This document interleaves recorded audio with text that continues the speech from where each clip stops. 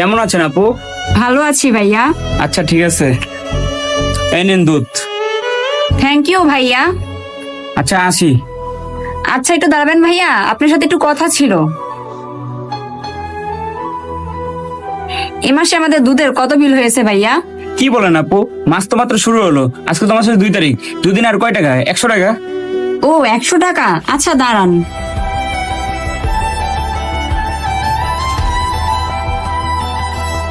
একশো টাকা 100 টাকা, এই তো।